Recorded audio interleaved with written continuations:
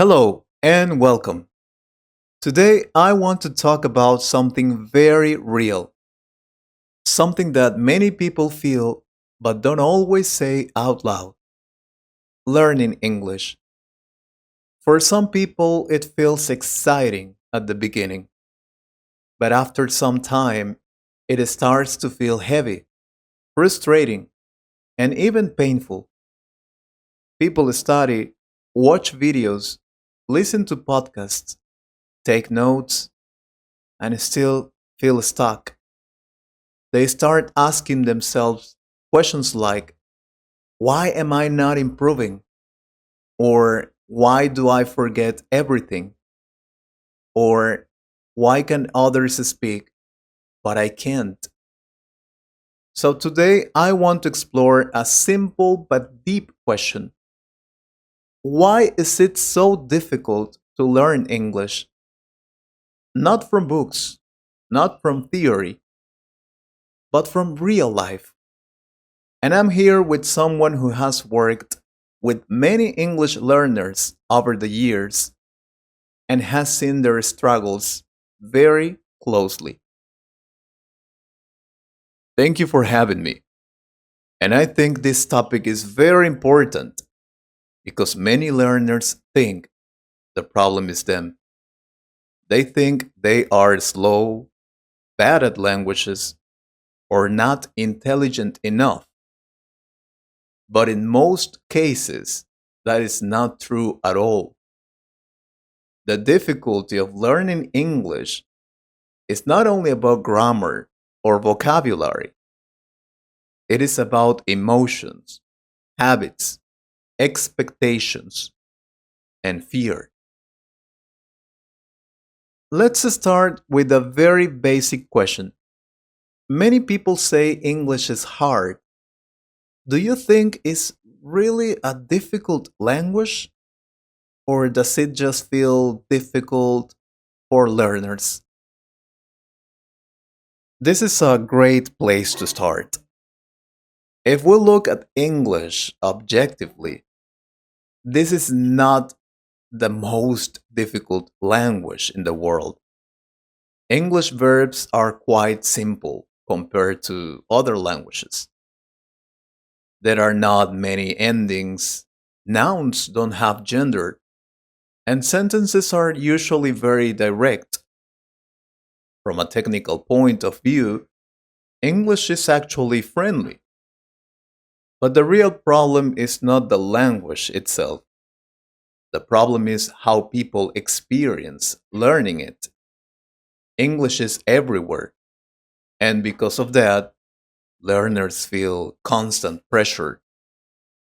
They feel they should already know it. They compare themselves to others, and that creates stress. You mentioned pressure. Where does the pressure come from? It comes from expectations. Many people expect English to work like a school subject. They think that if they study for 6 months or 1 year, they should be fluent. They think progress should be fast and clear. But language learning is not like math. You don't suddenly understand everything one day. Progress is slow, messy, and invisible. You can study for months and still feel the same. And when learners don't feel progress, they think they are failing.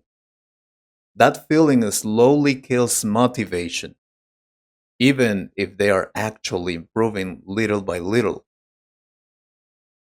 Many adults say they hate English because of school. How much does school affect the difficulty of learning English later in life? School has a huge impact. For many people, English is connected to negative memories, exams, grades, red corrections, teachers interrupting them. classmates laughing when they make mistakes. Over time, English becomes associated with stress and embarrassment. Even years later, when adults try to speak English, their body reacts, their heart beats faster, their hands get cold, and their mind goes blank. This is not because they don't know English, it is because their brain remembers those old emotions. Learning English becomes an emotional challenge, not just an intellectual one. I see. One sentence I hear all the time is, I understand English, but I can't speak. Why is this so common? Because understanding and speaking are very different skills. Listening and reading are passive. You can understand without exposing yourself. Speaking is active. When you speak, people hear your accent, your pulses, and your mistakes. Many learners understand much more than they think, but they avoid speaking because speaking feels dangerous. They are afraid of sounding stupid or incorrect. So they wait. They wait to feel ready. But the truth is, nobody feels ready. Speaking badly is not a failure, it is the beginning. So, why are adults especially afraid of making mistakes? It's simple because adults want control. Children don't care if they say something wrong. Adults want to sound intelligent and professional. They want perfect sentences. So instead of speaking imperfectly, they choose silence. But silence doesn't improve English. Mistakes do. Every mistake teaches something. Perfectionism creates fear, and fear creates silence. And silence is one of the biggest enemies of language learning. Another common belief is age. People say, I'm too old to learn English. Is that true? No, it's not true. Adults don't learn words, they learn differently. Adults understand context, logic, and real life situations better. The real problem is time and energy. Adults are busy, tired, and stressed. They also judge themselves more. When they make a mistake, they feel ashamed. Children don't feel that, so adults quit faster. Not because they can't learn, but because they don't forgive themselves. Today we have apps, YouTube, AI tools, podcasts, and courses. Why do people still struggle so much? Because they consume English like entertainment, not like training. They watch videos without practicing. They listen without repeating. They jump from one method to another every week. They never stay long enough to build confidence. Learning English is not about finding the perfect method. It's about staying with one method long enough to feel progress.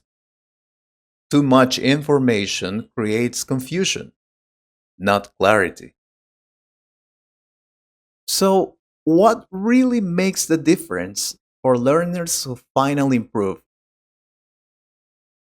When English becomes part of your life, not a subject, not a hobby, a tool. When people need English to work, to travel, or to communicate, improvement accelerates.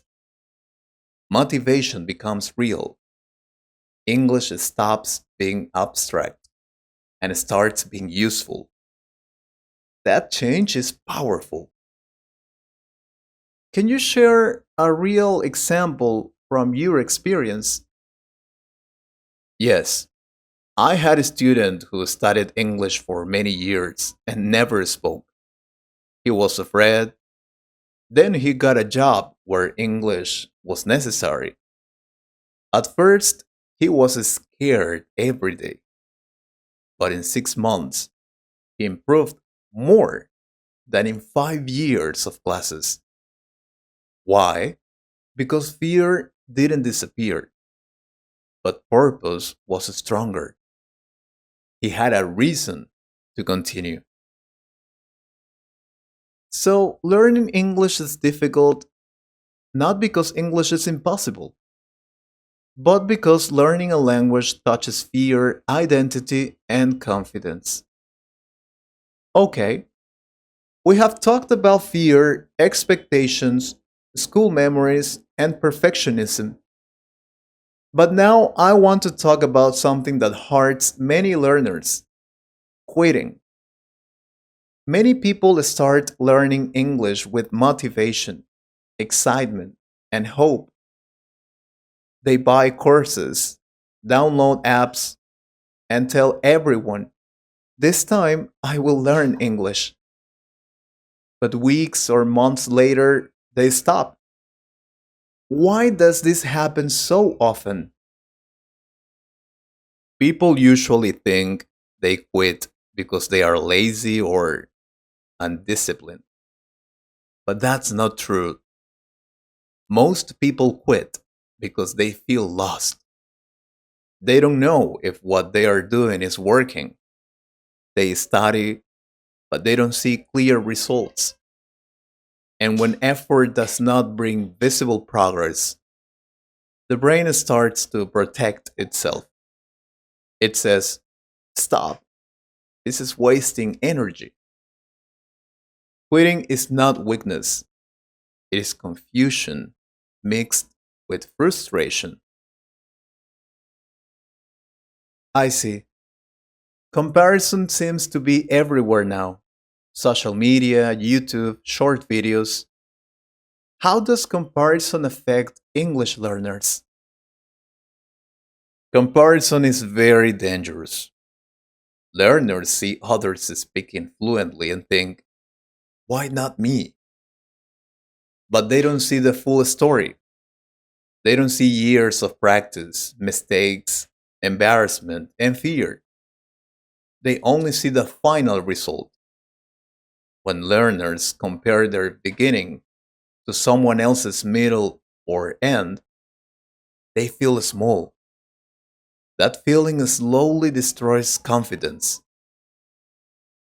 English learning becomes emotional pain instead of growth. We are in 2026. We have AI, translators, voice tools, apps that correct pronunciation. Why is English still difficult? Because tools don't replace habits.